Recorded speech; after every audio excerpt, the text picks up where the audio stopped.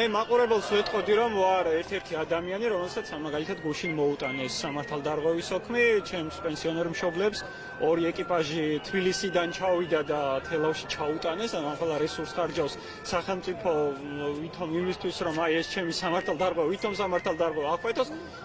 რა თქმა უნდა, მე ვაპირებ იმას და მოუწოდებ ადამიანებს იმას, რომ გაასაჩივრონ ის ოქმები, რომლებსაც მათ ჩააბარებენ.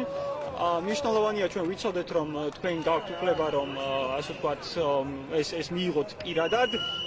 ანუ სატელეფონო შეტყობინება საკმარისი არის, როდესაც თქვენ ამას პოსტა ან პოლიციამ მოგიტანთ და ჩაგაბარებთ. ასეთ შემთხვევაში თქვენ გაქვთ უფლება, რომ გაასაჩივროთ 10 დღის განმავლობაში და გასაჩივრების შემთხვევაში ჯერ შინაგან საქმეთა სამინისტროში საჩივრდება, მერე საქალაქო სასამართლოში, შემდგომ უკვე სააპელაციო სასამართლოში. ახალი ამ პროცესის განმავლობაში ჯარიმის გადახდის ვალდებულება ჩერდება. ამიტომ მნიშვნელოვანია, რომ ჩვენ ყველა ინსტანცია გამოვიყენოთ, როგორ უსამართლოდაც არ უნდა გვეჩვენებოდეს ჩვენ ეს პროცესი, ახლა მნიშვნელოვანია ჩვენ დრო მოვიგოთ. არ უნდა გადავუხადოთ რეჟიმს არც ერთი თეთრი, მნიშვნელოვანია ჩვენ ვასაჩივრებდეთ ამას იმის რომ აღსრულება არ დაიწყოს. მნიშვნელოვანია ის, რომ ჩვენ აი ამ სამართლებრივი ხერხების მეშვეობით, რაც ჯერ კიდევ გვაქვს ჩვენ დარჩენილი, ამ სამართლებრივი ხერხების მეშვეობით ეს დრო გავწელოთ, დრო რომელიც ასე მნიშვნელოვანია ჩვენთვის, რომ რეჟიმს კიდევ უფრო მეტი ძალა გამოეცალოს ამ პოლიტიკური ბრძოლის შედეგად.